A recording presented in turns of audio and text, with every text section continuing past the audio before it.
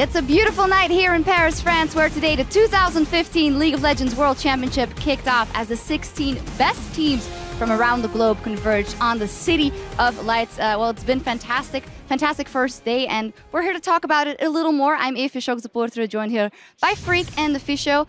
A good day, and in terms of LCS teams winning, you guys are up front, though. Yeah, NALCS 2-0, EULCS 1-1. I mean, NA greater than EU could completely confirmed, statistically significant, everything to Can we now never bring it up again? I mean, we only beat IG. I say we. Fnatic beat IG. We didn't do anything. You beat a number 3 seed. We beat a number 2 seed. I mean, it just...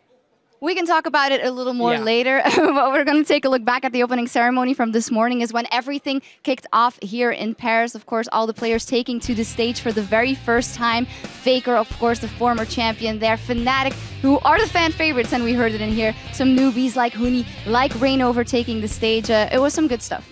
Yeah, honestly, it was cool to see, like, the different players that got cheered. Like, obviously, Soaz got some cheers. You even heard some from Diud as well. But, like, FLICKR comes out, and there's, like, a FLICKR chant from the French crowd here. It's really cool to see sort of the individual stars get celebrated. I think overall, though, the French crowd, when it comes to just seeing good plays in-game, it doesn't matter who's doing it. They go crazy.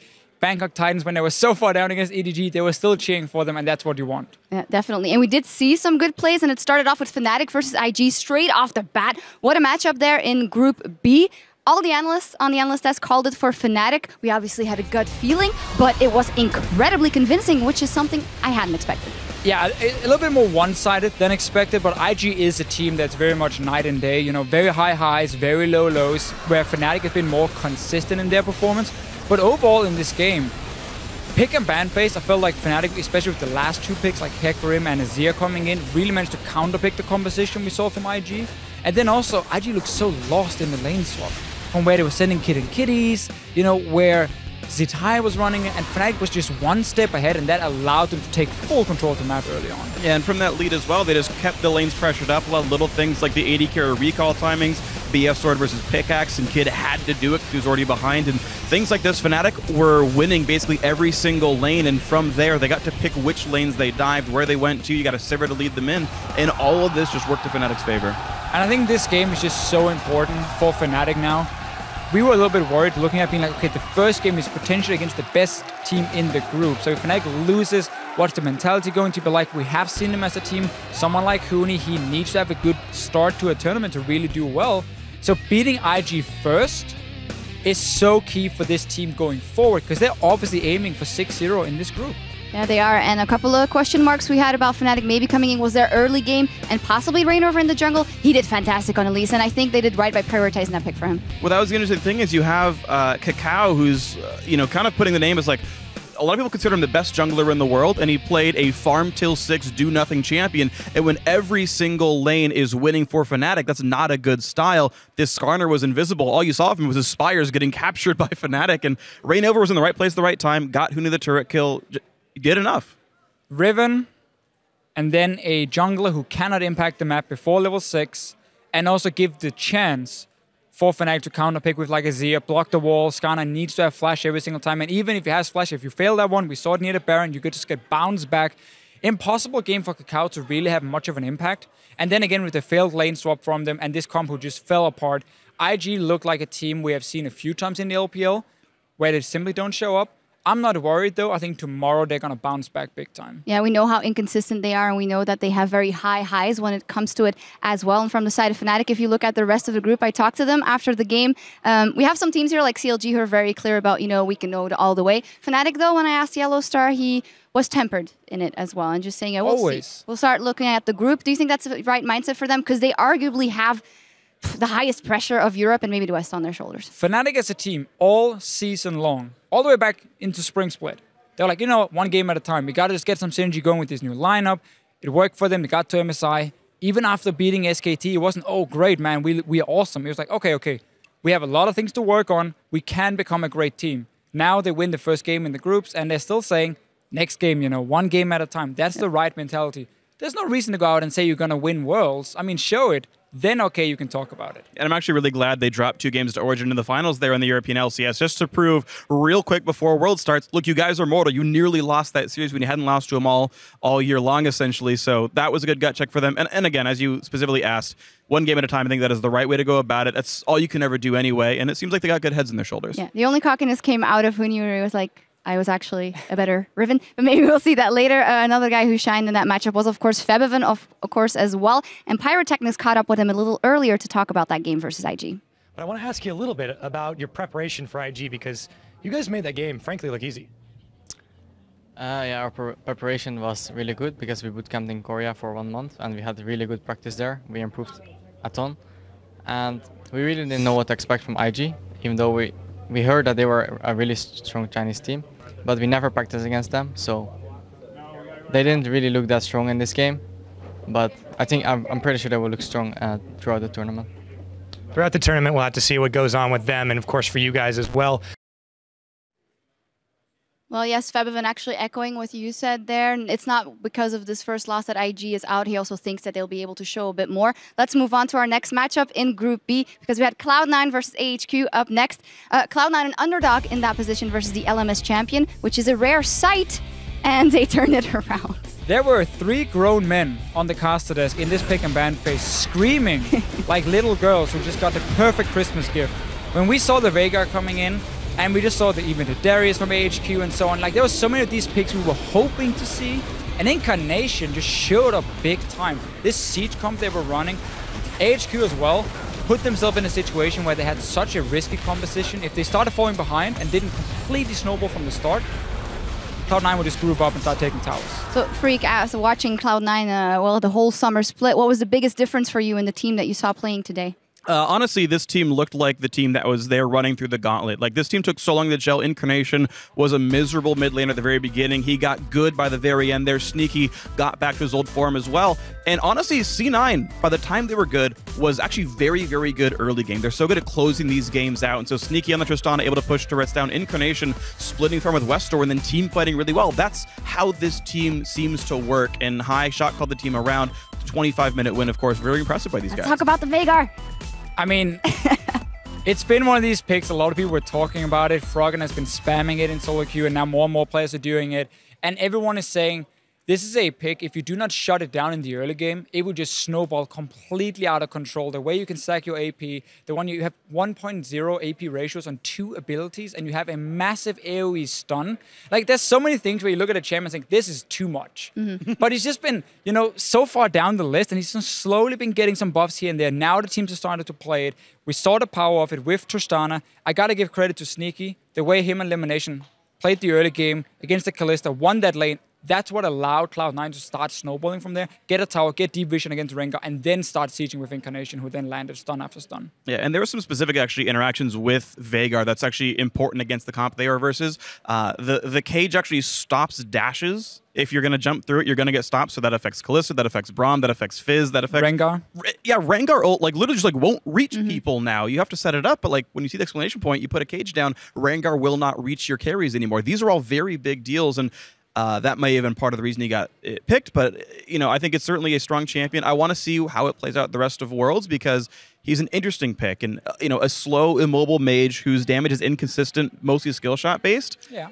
You know, setup CC might be very important. Well, one shot. One shot. And not just that, in the first 2 games, we saw 20 unique champion picks. And it was beforehand we were theorizing, okay, what's going to come out? And then some awesome things. Fiora left open for the first 2. And then it came out. We had the Darius. We had the Gangplank, of course. We'd seen that before. We had the Veigar. We had the Skarner. What was the most cool one for you guys? Veigar for sure. Yeah. For me. I mean, it was just such a hyped up pick, and we didn't know if it was for real. Like, it was just for solo queue for now, were teams confident in pulling it out, and C9 does it, and it was even banned later on as well. I'm just so happy that we were sitting and talking before this tournament started, being like, okay, there are so many viable picks. What do we expect in the pick and ban phase? And a lot of these picks we talked about were in the pick and bans, just obviously 2 different games, and there was such a mix of it. I mean, it seems like you can play every single style right now in every single role. Do you want an aggressive jungler? Go like Lee Sin Elise, whatever. Do you want more team fight? Go for the Gragas Skarner, and so on and so on. We also saw how it influenced the group standings for Group B at the end. 1-0 for Fnatic and Cloud9, and then Invictus Gaming and HQ to trail. But both teams that have potential, especially IG, we think could reach some higher highs. Right, one game in. I mean, C9's obviously the one big upset. The fact that they're winning here, many people had them pegged as the number 4 team in this group. They can, of course, still happen that way. They could still go 1-5, the dream. But just the fact that they've got at least this level of a star and this kind of dominant of a game, like the players who were good were still on form. Ball still lost lane, but he got to benefit from the rest of his team creating pressure to catch back up. Like C9 right now, honestly, is functioning as expected, coming right out of the gauntlet from NA. I think we just have to say it's game 1. Yeah, of course. So, hey, it's day 1. We got to see some cool things. We're going to see teams now go back and adjust. If there was something they didn't like in the pick and ban phase, if they made a big mistake in the early game, they're going to try and fix it. Maybe not for tomorrow, but then at least the further we get into the group stage.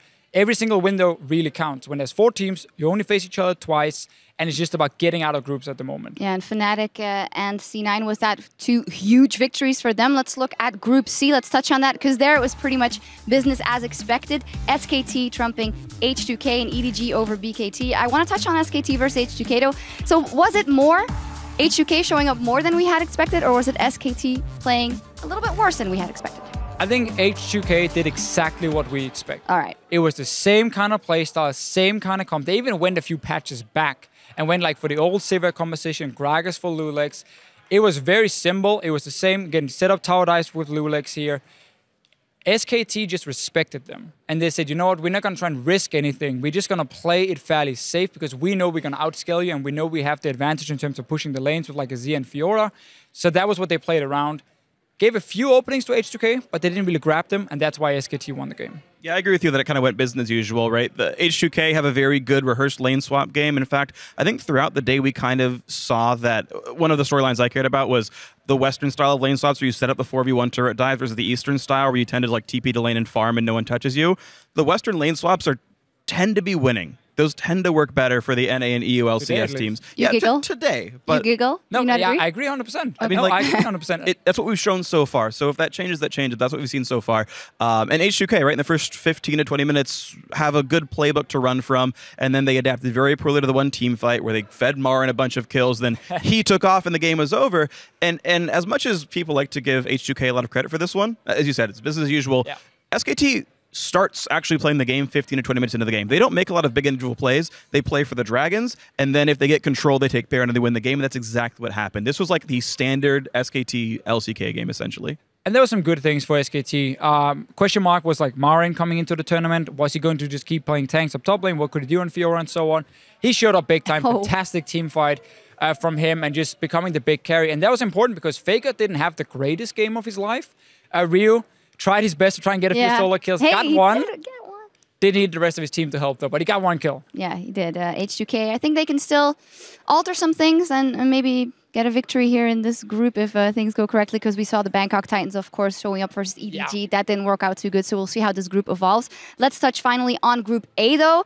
CLG, with all the faith, up against the Flash Wolves, and what a tough game that turned out to be for them, even if they had all the power picks they wanted. Yeah, CLG, their team comp looked good, and in fact, if you watch the laning phase itself, you would feel like their players looked better. They were winning in farm pretty much throughout the game, but Flash Wolves did such a good job of their early ganks. Karsa was awesome. Stake, I think, overperformed, especially once the ganks came through, and that part of Flash Wolves was great. Maple was also incredible. He zoned out the backline by himself many times, just enough time to kill off Zion Spartan, then ult back out, but CLG's comp was too good to fail. Like, they had to screw up massively many times to lose the game, and that didn't happen. It was really weird because... It almost happened, though. It almost happened, sure. Exactly. Like, at first, I was looking and being like, okay, there's a Lulu who's going to buff up the Jinx. I don't think Flash Wolves can kill this Jinx here in the backline, so as long as CLG just played safe and, you know, siege on these towers here, protect double lift, this game is won. Then they mess up a few times. Flash Wolves get in the lead vision and get control. the Baron, you know, the vision control wasn't there, and suddenly it was like, okay, Flash Wolves, they shouldn't be able to lose this game now. And it makes some super greedy plays, like where they TP back with their Echo ulti and then go into a fight after, and Kramer. This guy, man, he's gonna look back at this game and be so annoyed because he got caught out by Xmithy a few times with the cocoons. He had flash ready, he could have jumped out, and he was basically the reason Flash will end up losing in the end, but also credit to Xmithy for landing those, because he had a very good performance, at least near the end game. Yeah, that sub coming in there and not too good for Flash Wolves. Need to revise his performance finally. Last thing to touch on in that group was Pain Gaming versus the Coup Tigers. Monty said, I want to see what Pain can do if they don't get that Level 1, actually, they did give up 2 kills, and I actually think that I saw a lot of individual mistakes coming from Pain, and if they can overcome that, it might go better. Yeah, so yeah, as you mentioned, level 1 obviously good for Pain.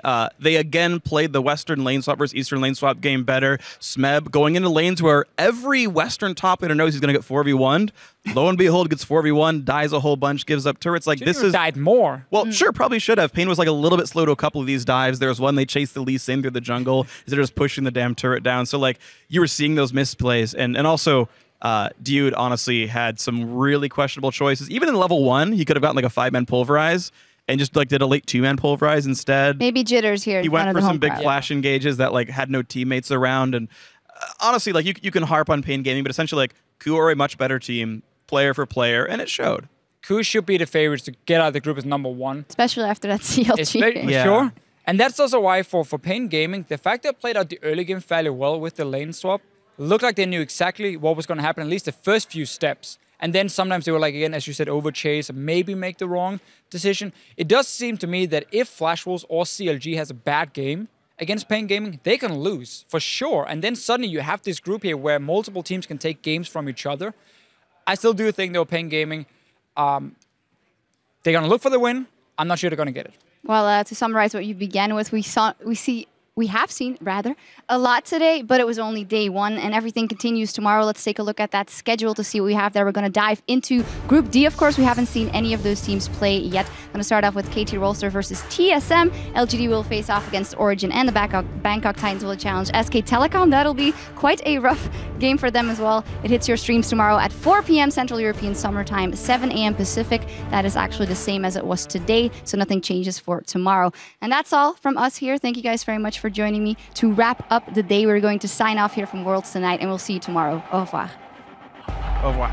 Ladies and gentlemen, let's get back onto the Rift for game 1 of the group stages in the dark. Foreman. They turn their focus to Kakao. There's the team fight. Onslaught of Shadows throws IG's backline. Zatai's forced to retreat. That's a defensive flash. Emperor's Divide will not pin Kakao to the wall. It's a battle on 3 fronts, and it's a battle that Fnatic is winning. And the hometown heroes strike first blood.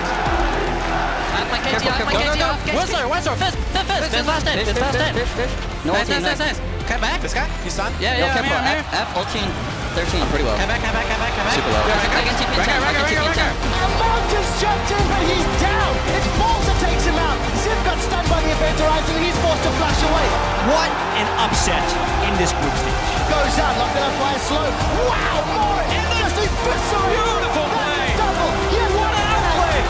SKT are on the board, 1-0 in the group stages. Not allowed to give up. You cannot say, I hate this game if the game is 1-5. No tilting allowed. Here comes the dive play back there. Warlock getting low. Mako, he's in trouble. He flashes out, but Death, he's going to get first blood. That's a double kill. EDG in style take their first game here in Paris. Oh, good play there. Gets the combo from Mako. Comes his way back in. He wants double. He pops his onions. Has to run out. He's so tanky with the help, but Kramer gets Cocoon. He'll get shut down, but Blaze has gone down. What a comeback right there. Mill! Nice! Pops over to the Crocs, he's looking for the wraparound. Business as usual as they play their first game here in Paris.